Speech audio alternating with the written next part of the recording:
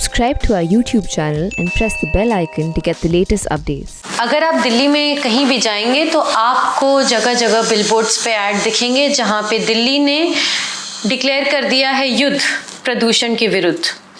Delhi's air pollution problem gets especially worse at the onset of winter, जब एक smog की चादर पूरे शहर को ओढ़ लेती है. The Aam Aadmi Party in its election manifesto had also promised that they will reduce air pollution by up to 3 times. It was a part of Kejriwal's guarantee card. So today we have Delhi's Environment Minister Gopal Rai with us to not only talk about the emergency measures that the Delhi government is taking about air pollution, but also what are the long-term solutions for the capital. तो sir सबसे पहले अगर मैं आपसे पूछूं तो emergency measures हमें जगह जगह कैंपेन्स दिख रही हैं, रेड लाइट ऑन, गाड़ी ऑफ कैंपेन चल रहा है, पर कई लोग इसको नाम देते हैं बैंड एड मेजर्स का कि कॉस्मेटिक चीज़ें हैं, अभी के लिए दिख रहा है, फिर बाद में लॉन्ग टर्म इनका कोई इम्पैक्ट नहीं पड़ता.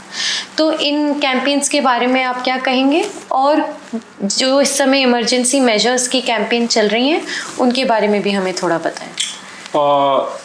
दिल्ली के अंदर जो प्रदूषण की स्थिति है उसको कम करने के लिए दिल्ली सरकार की तरफ से दोनों तरह के प्लान को लेकर के काम किया जा रहा है. वन थिंग, अस्थायी समाधान क्या हो सकता है, उसके लिए पॉलिसी के लेवल पे काम सरकार ने किया है. जैसे हम आपको कहें कि दिल्ली के अंदर जो प्रदूषण था उसमें मुख्य तौर पर दिल्ली में पहले जेनसेट चलते थे बड़े पैमाने पर, और इस समय तो जब ये दिवाली का समय आता था तो पूरा मार्केट धुआं से गूंज रहा होता है. दिल्ली सरकार ने जो 24/7 बिजली सप्लाई का जो सिस्टम बनाया, उससे आज हमने जेनसेट से जो पोल्यूशन होता है वो अस्थायी तौर पर उसका समाधान हुआ है. वो केवल विंटर का मसला नहीं है, वो पूरे साल के लिए काम हुआ. दूसरा, दिल्ली के अंदर जो पोल्यूटेड फ्यूल पे इंडस्ट्री चल रही थी, लगभग 1,500 इंडस्ट्रीज थी, उन सबको आज दिल्ली ने 100% हमने कंटिन्यूअस वर्क किया है, जिसकी वजह से आज हम उन्हें पीएनजी पे शिफ्ट कर दिया. दिल्ली के अंदर हमने ई व्हीकल पॉलिसी लॉन्च की है. ई व्हीकल पॉलिसी का जो मकसद है, जैसे अभी हम तात्कालिक तौर पर रेड लाइट ऑन गाड़ी ऑफ कैंपेन कर रहे हैं, बट इलेक्ट्रिक व्हीकल पॉलिसी का मकसद है कि फ्यूचर में हम जो व्हीकल्स हैं उनको इलेक्ट्रिक पर स्विच कर सकें, जिससे कि अस्थायी समाधान हो सके. दिल्ली के अंदर हमने ट्री ट्रांसप्लांटेशन पॉलिसी हम लेकर के आए, क्योंकि दिल्ली में बहुत सारे डेवलपमेंट वर्क के लिए पेड़ काटे जाते हैं. अब उनके बदले पौधे लगाए जाते थे, लेकिन उन पौधों को बड़े होने में समय लगता है. इसलिए सरकार पॉलिसी लेकर के आई कि भाई जो पौधे ट्रांसप्लांट हो सकते हैं उनको ट्रांसप्लांट किया जाए जी, और उनकी जगह नए पौधे भी लगाए जाए जी. दिल्ली के अंदर जो ग्रीन बेल्ट है, क्योंकि उसका एक इम्पॉर्टेंट रोल होता है पोल्यूशन को कम करने में, कार्बन डाइऑक्साइड को एब्जॉर्ब करने में. दिल्ली के अंदर जो नॉर्म्स है, सेंट्रल नॉर्म्स है कि करीब 20% ग्रीन बेल्ट होना चाहिए.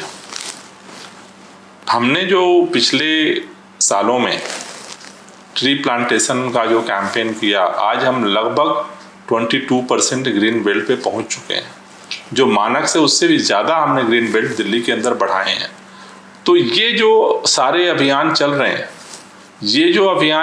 हैं, ये एक अस्थायी समाधान के लिए चल रहे हैं जी. लेकिन दिल्ली के पोल्यूशन की स्थिति सामान्य महीनों में अलग होती है, और जो ये विंटर सेशन होते हैं, जो ये जाड़े का मौसम जो होता है, इस सीजन में जो है वो पोल्यूशन का लेवल बढ़ जाता है, जिसके लिए इमरजेंसी मेजर सरकार लेकर के काम कर रही है. तो सर जैसा कि आपने बात बताई कि पीएनजी पे हमने इंडस्ट्रीज़ को शिफ्ट कर दिया है, ये इंडस्ट्रीज़ सॉइल और वाटर पोल्यूशन भी काफ़ी फैलाती हैं, तो क्या उस संदर्भ में हमने कुछ काम नहीं, किया? सभी उस पर काम मॉनिटर हो रहा है, सभी चीज़ों को मॉनिटर तो किया जाए। वाटर और सॉइल पोल्यूशन को प्रिवेंट करने के लिए क्या काम? उसके लिए मॉनिटरिंग होती है, जहाँ पर अगर इस तरह के पोल्यूशन हो रहे हैं तो उनको बंद किया जाता है, ओके। उनके खिलाफ एक्शन होता है। और सर जो ट्री प्लांटेशन की ट्रांसप्लांटेशन की बात है, जो ट्रांसप्लांटेड ट्रीज होते हैं उनकी मोर्टेलिटी रेट काफ़ी हाई रहती है, सिर्फ 50% ज़्यादातर सर्वाइव करते हैं अकॉर्डिंग टू सम स्टडीज़। तो फिर इसका क्या सोल्यूशन है? नहीं, 50% कल जीरो था। कल जब वो पौधे सारे पेड़ कट जाते थे, जी, अगर हम इसी स्टडी पे स्टे करें तो कल तो वो सारे पेड़ काटे जाते थे तो जीरो हो जाता था और उनके बदले 10 पेड़ लगाए जाते थे, तो वो जो है 15-20 साल में उनके बराबर तैयार होते थे। अगर आज 50% भी अगर हम उनको बचा पा रहे हैं तो पहले से तो बहुत बेहतर है। तो हम ग्लास आधा फुल देखते हैं। यस। सेकेंड चीज जो इसको और बेहतर कैसे किया जाए, तो कई बार क्या होता है कि ट्रांसप्लांटेशन के लिए जो मिट्टी जहां पर वो पौधा है उसको अगर उसी तरह की मिट्टी या उसकी जो टेक्निकल पार्ट्स हैं उसको अगर सही से न एनालाइज किया जाए तो केवल पौधे को यहाँ से वहाँ मशीन से ले जाकर लगाने से नहीं होगा। तो इसके लिए अभी इस साल जो हमने किया है कि जो इस फील्ड में एक्सपर्ट्स हैं, एजेंसीज हैं जो काम कर रही हैं, उन एजेंसियों को हमने एक पैनल बनाया है और अब जिससे हमने ये डायरेक्शन दिया है कि भाई जिसको भी कराना है उसमें हम और ऐड भी करते जा रहे हैं कि आप एक्सपर्ट एजेंसी से कराइए जिससे कि उनके सर्वाइवल रेट को और बढ़ाया जा सके। सर जो इस समय काफ़ी स्मोक के पीछे कारण रहता है पराली जलने का, तो क्या दिल्ली सरकार पंजाब और हरियाणा सरकार से किसी तरीके की बात कर रही है? और दिल्ली में पिछले साल हमने ये एक्सपेरिमेंट किया, क्योंकि ये बात सच है कि दिल्ली के अंदर का प्रदूषण तो रहता है जी, लेकिन इस ठंड के मौसम में जब पंजाब, हरियाणा, उत्तर प्रदेश में पराली जलती है और उसका धुआं जब आता है तो ये मल्टीप्लाई हो जाता है जी, और वो खतरनाक स्थिति में पहुंच जाता है जी। इसके लिए पिछले साल हम लोगों ने पूसा बायोडिकम्पोजर पूसा इंस्टीट्यूट के साथ मिलकर के दिल्ली में लगभग करीब 2000 एकड़ खेतों में हमने इसका छिड़काव किया। ठीक है। उसका परिणाम बहुत अच्छा आया, न सिर्फ पराली जली उस गल गई, बल्कि जो खेतों की उर्वरक क्षमता थी वो भी काफी बढ़ गई। हमने ये रिपोर्ट जो सेंट्रल एयर क्वालिटी कमीशन बनाया सेंट्रल गवर्नमेंट ने, हमने उसको पूरी रिपोर्ट दी, इसे अन्य स्टेट पे भी लागू किया जाए। उन्होंने कहा कि इसका थर्ड पार्टी ऑडिट कराइए कि सही है या नहीं है। केंद्र सरकार की एजेंसी से हमने उसकी थर्ड पार्टी ऑडिट कराई, उसका भी जो रिपोर्ट आया काफी उत्साहवर्धक है। हमने वो रिपोर्ट भी सेंट्रल गवर्नमेंट को सौंपी और उसके बाद फिर हमने केंद्रीय मंत्री से मिलने का समय मांगा। उन्होंने एक मीटिंग रखी जिसमें उत्तर प्रदेश, हरियाणा, पंजाब, राजस्थान और दिल्ली के एनवायरमेंट मिनिस्टर्स थे जी। वहां भी हमने उनसे निवेदन किया कि इसको लागू किया जाए। लेकिन अभी भी जिस तरह से पराली की घटनाएं जलने की दिख रही हैं वो इस बात को दिखा रही हैं कि कहीं ना कहीं एक ग्राउंड एक्शन प्लान अभी सरकारों ने नहीं बनाया है, जिसकी वजह से अभी भी वो पराली का धुआं जो है वो उसका खतरा मंडरा रहा है। जी।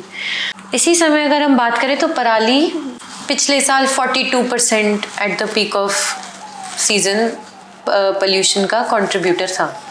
कई बार क्या होता है कि हम लोग पराली जलने को इतना ब्लेम कर देते हैं कि हम बाकी फैक्टर्स भूल जाते हैं। क्या ये बात, इससे आप सहमत रहेंगे? नहीं, ऐसा है नहीं, क्योंकि ये जो पराली का समय आता है, इस समय चीजें सर से अगर आप देखो दिल्ली के अंदर दो तरह का प्रदूषण है, एक पराली का है और दूसरा दिल्ली वालों का है। जी। दिल्ली के अंदर का जो डस्ट पोल्यूशन है, दिल्ली के अंदर का जो व्हीकल पोल्यूशन है, दिल्ली के अंदर जो कूड़ा जलने का पोल्यूशन है, दिल्ली के अंदर का जो अन्य प्रदूषण है, उसको कंट्रोल करने के लिए सरकार हम पिछले 1 महीने से लगे हुए हैं और वो पराली के लिए नहीं लगे हुए हैं। हम डस्ट पोल्यूशन को कम करने के लिए डस्ट एंटी डस्ट कैंपेन चला रहे हैं। रेड लाइट ऑन गाड़ी आप कैंपेन जो है वो व्हीकल पोल्यूशन को कम करने के लिए हम चला रहे हैं। पूरे दिल्ली के अंदर जो पीयूसी की चेकिंग हो रही है वो दिल्ली के व्हीकल पोल्यूशन को कम करने के लिए हो रही है। दिल्ली के अंदर जो चारों तरफ निगरानी चल रही है वो दिल्ली के पोल्यूशन को कम करने के लिए चल रही है। दिल्ली के अंदर जो विद्युत संयंत्र थे हमने दोनों बंद कर दिए जो कोयले पे चलते थे। तो दिल्ली के अंदर के पोल्यूशन को कम करने के लिए हम जी जान से पूरी कोशिश कर रहे हैं और हम करेंगे, क्योंकि हमारी जो स्ट्रेटजी है कि अपने हिस्से का प्रदूषण कम करो और उस पर सरकार काम कर रही है। अभी हमने वार रूम बनाया, वार रूम से हमने ग्रीन दिल्ली ऐप जो पूरे दिल्ली के लोगों के साथ जोड़ा है, उस पर लोग जुड़ रहे हैं। हमने क्रैकर को बंद किया, अभी एंटी क्रैकर भी एक कैंपेन हमने शुरू किया। तो जो भी पोल्यूशन के स्रोत हैं दिल्ली के अंदर सरकार उस पर सब पे काम कर रही है। हम इसके लिए बैठे नहीं हाथ पे हाथ रख करके कि सामने वाला पराली बंद करेगा तो पोल्यूशन कम होगा। हम अपने हिस्से के प्रदूषण को कम करने के लिए काम कर रहे हैं, लेकिन जब तक बाहर का जो पराली का पोल्यूशन कम नहीं होगा तो जो ये दिवाली के आसपास जो सारी स्थितियां बिगड़ती हैं उसको शायद रोकना मुश्किल होगा। जी, तो सर ये जो फायर क्रैकर बैन है इससे जो वेंडर होते हैं, शॉपकीपर्स होते हैं, उनको काफी नुकसान पहुंचता है, तो उनकी किसी तरीके से मदद करने की कोशिश कर रही है? देखिए पिछली बार वो हुआ था, क्योंकि पिछली बार अलाउ कर दिया गया था और बाद में जो है वो बैन हुआ। लेकिन इस बार हमने इसीलिए उसको ध्यान में रखते शुरू से ही इस पर हमने बैन लगाया हुआ है। किसी को लाइसेंस ही नहीं दिया गया इस बार कि किसी कोई उसमें पैसा इन्वेस्ट करे और फिर उनको प्रॉब्लम हो। इसलिए हमने एडवांस ये डिसीजन लिया कि जिससे कि उनको नुकसान ना हो, कोई पैसा इन्वेस्ट करके परेशानी में ना आए। तो इस बार तो हम शुरू से इस पे इसीलिए काम कर रहे हैं। और सर जो हमारी एक कैंपेन है रेड लाइट ऑन गाड़ी ऑफ, उसका क्वांटिटेटिव क्या तरीका है मेजर करने का कि इससे हम किसी तरीके से पोल्यूशन प्रिवेंट कर रहे हैं? देखो दो चीजें हैं, एक तो पेट्रोलियम कंजर्वेशन जो की रिपोर्ट है उसके अनुसार उन्होंने जो रिसर्च किया है कि अगर रेड लाइट पे दिल्ली में अगर गाड़ी बंद होती है रेड लाइट पे तो लगभग 13 से 20% जो व्हीकल पोल्यूशन है उसको कम किया जा सकता है। ओके। बट इन प्रैक्टिकल जो हम देखते हैं एवरेज दिल्ली का जो नागरिक है वो 10 से 12 रेड लाइट में जो है वो डेली जो है वो गुजरता है। जी। अगर एक रेड लाइट पे 2 मिनट वो अपनी गाड़ी जो है वो चालू रखता है तो अगर आप देखो तो लगभग डेली हम आधे घंटे बेवजह फ्यूल बर्निंग करते हैं, जिसका आपके आने जाने से तो कोई लेना देना नहीं है। केवल इस फियर में कि यार अभी रेड लाइट खुलेगी तो हम पिछड़ जाएंगे, बस इतना सा फियर है, एक माइंड सेट का मसला है। लेकिन पर डे आप आधे घंटे बेवजह अपनी गाड़ी आप से फ्यूल बर्निंग कर रहे हैं। अगर मान लो अपने घर के सामने आपकी गाड़ी आधे घंटे खड़ी रहे चलती हुई और उससे धुआं निकले तो 4 लोग बोलेंगे भाई गाड़ी बंद कर दो। तो कम से कम डेली जो रेड लाइट ऑन गाड़ी आपके कैंपेन को जो फॉलो कर रहा है, डेली जो आधे घंटे हम कंट्रीब्यूट कर रहे थे, जो धुएं का कंट्रीब्यूशन हमारा था वो तो कम हो रहा है। एक दिन में ही एक व्यक्ति एक दिन में आधे घंटे जो पोल्यूशन पैदा करता था उसको तो रोक रहा है। इसलिए प्रैक्टिकल, ये तो मैं अपनी आंख से देखता हूँ। ओके। जैसे हमारा एक स्मोक टावर है बाबा खड़क सिंह मार्ग पे, उसका क्या परफॉर्मेंस रहा है? देखिए अभी तो वो पायलट बेस पे लगाया गया है जी, और अभी उसकी स्टडी चल रही है। 3 महीने में उसकी पहली रिपोर्ट आएगी। IIT बॉम्बे, IIT दिल्ली के टीम उस पर काम कर रही है, हमारे DPCC की टीम जुड़ी हुई है। तो 3 महीने बाद उसकी रिपोर्ट आने के बाद फिर हम उसको एनालाइज कर पाएंगे।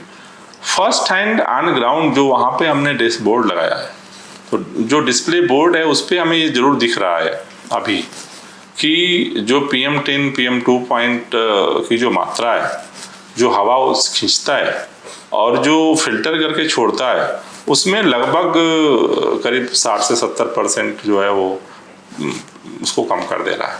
लेकिन उसका एरिया कितना इम्पैक्ट कर रहा है, कितनी उसका स्थायित्व है, वो सारा रिपोर्ट आने के बाद ही हम बता पाएंगे। क्या हम और स्मोक टावर्स एक्सपेक्ट कर सकते हैं? ये अभी सारी रिपोर्ट आने के बाद। ओके।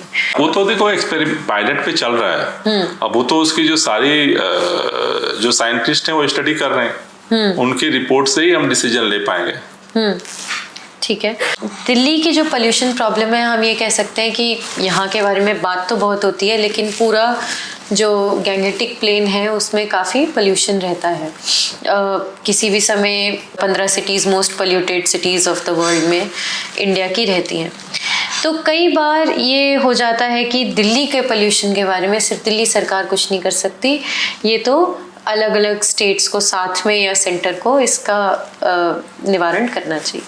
तो सेंटर से इस बारे में आपकी क्या बातचीत है पोल्यूशन? नहीं, सेंटर से देखो ये बात सच है कि दिल्ली के पोल्यूशन का मैटर केवल दिल्ली का नहीं है, ये नॉर्थ इंडिया के एयर सेट का मसला है। पोल्यूशन और हवाएं बाउंड्रीज की हमारी नहीं मानती, वो नहीं जानते कि ये दिल्ली है और ये यूपी है, उनको इससे कोई मतलब नहीं है, वो ट्रैवल करती है। इसलिए पराली पंजाब में जलती है, पहुंच दिल्ली जाती है। बाउंड्री का मसला होता तो उधर ही रोक दिया जाता, फोर्स सोर्स लगा कर, बट इज नॉट पॉसिबल। इसलिए दिल्ली में हमने 2 स्ट्रेटजी अपनाई है। 1 थिंग कि अपने हिस्से का प्रदूषण को हम कम करें। सेकेंड, इस तरह से अभी ये जो आंकड़े आ रहे हैं पिछले 1 महीने के, अगर आप AQI लेवल को देखेंगे, प्रदूषण के लेवल, तो दिल्ली का लगातार कम है। लेकिन सेम गाजियाबाद, नोएडा, ग्रेटर नोएडा, फरीदाबाद, जो सराउंडिंग डिस्ट्रिक्ट्स हैं अदर स्टेट के, वहाँ पे लगातार हाई है। तो अब वो रुक थोड़े जाते हैं, वो तो उधर भी ट्रेवल करते हैं। तो इसलिए इसके अस्थायी समाधान के लिए केंद्र सरकार को राज्यों के साथ मिलकर के ग्राउंड ज्वाइंट एक्शन प्लान बनाना पड़ेगा, तभी इस चीज को हम लोग टोटलिटी में फाइट कर सकते हैं। अभी इलेक्शन आ रहे हैं, पंजाब में आम आदमी पार्टी काफ़ी कोशिश कर रहा है सत्ता में आने की। अगर आप वहाँ पावर में आते हैं तो वहाँ का पराली जलना किस तरीके से कम करेंगे? ये हम सरकार की तरफ से जैसे दिल्ली में कर रहे हैं, निःशुल्क पूरे पंजाब में हम छिड़काव कराएंगे डिकम्पोजर। तो डिकम्पोजर में अभी हमारा पूरा कॉन्फिडेंस है। यस। एक और इमरजेंसी स्कीम जो हम लोग काफ़ी टाइम से अपनाते आ रहे हैं, वो है अपना ऑड इवन फॉर्मूला। देखो, ऑड इवन एक इमरजेंसी मेजर है जी। तो हमारी जो प्रायोरिटी है कि जो और सारे मेजर्स हैं उनको इम्प्लीमेंट किया जाए, इस पूरी लड़ाई में जन भागीदारी को बढ़ाया जाए, टेक्नोलॉजिकल सपोर्ट सिस्टम को और स्ट्रॉन्ग किया जाए, और इन तीनों फील्ड में सरकार काम कर रही है।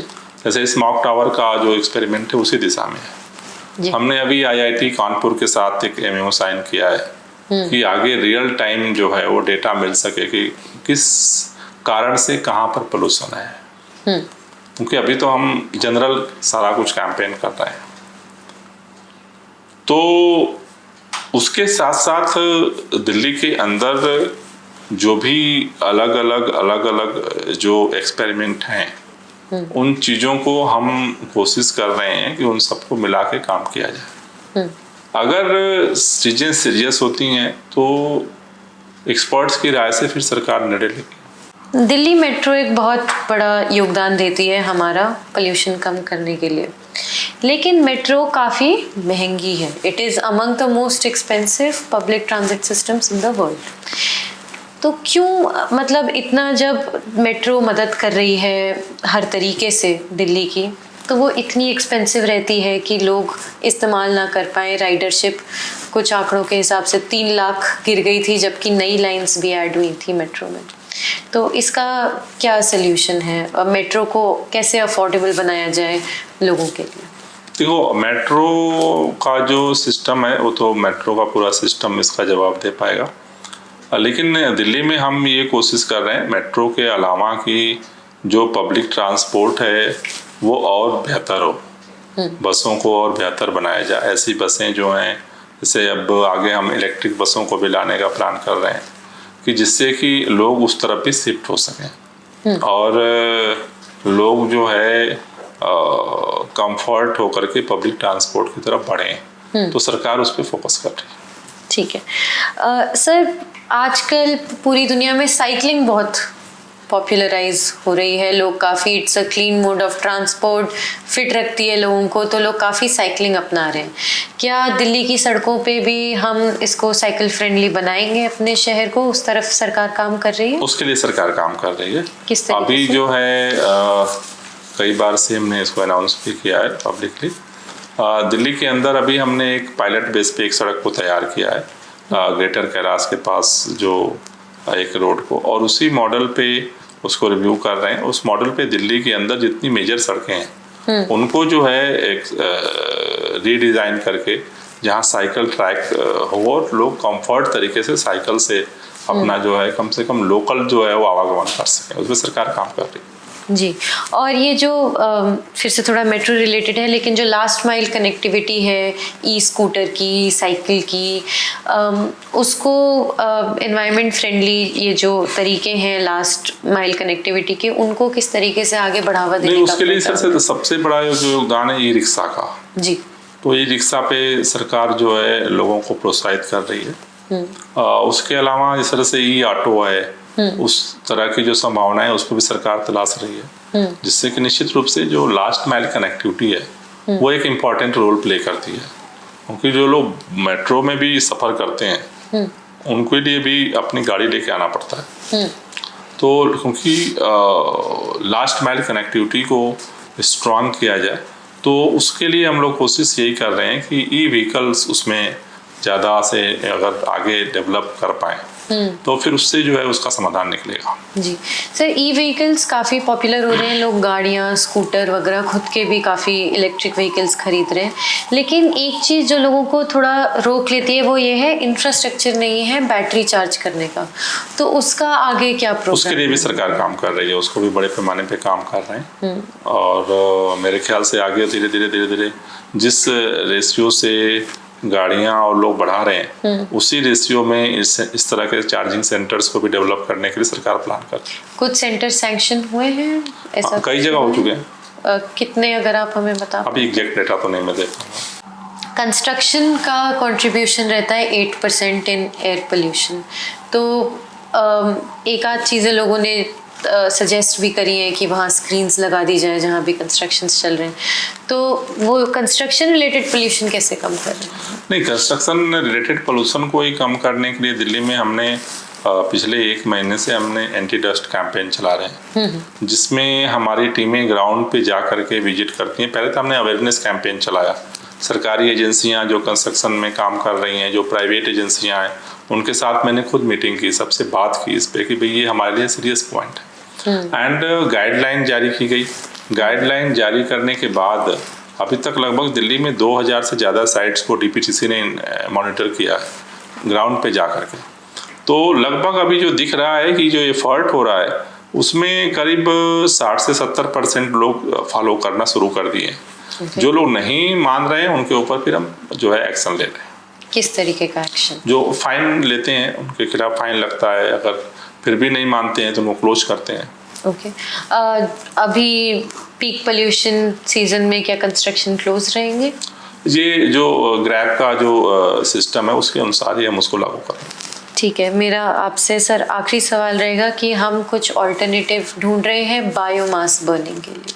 अल्टरनेटिव में जिस तरह से देखो, मॉनिटरिंग के साथ साथ जैसे अभी RWA के साथ हम मीटिंग कर रहे हैं, तो कई लोगों का ये सुझाव आया है कि जो बायोमास बर्निंग दिल्ली के अंदर होती है उसमें एक कंपोनेंट होता है कि लोग जो पार्कों में जगह जगह कूड़े जला देते हैं, तो एक तो उसकी पेट्रोलिंग, मॉनिटरिंग, उस पे लिए प्लान, उस पे काम हो रहा है। साथ ही साथ कई लोगों का सजेशंस आया, हम RWAs या इस तरह की जो एजेंसीज हैं उनको हम अवेयर कर रहे हैं। जो उनके गार्ड होते हैं, नाइट में ठंड जब बढ़ती है तो उनके लिए कोई ऑप्शन नहीं होता है जी, तो उनको कम से कम एक उनके हीटर या कुछ ऐसी व्यवस्था उनको वो प्रोवाइड कराएं जिससे कि जो है उस चीज़ को रोका जा सके। तो उस फील्ड में भी सरकार काम कर रही है। ठीक है, so that was Delhi's environment minister Gopal Rai talking to the Print. For more videos subscribe to our YouTube channel and follow us on our social media handles.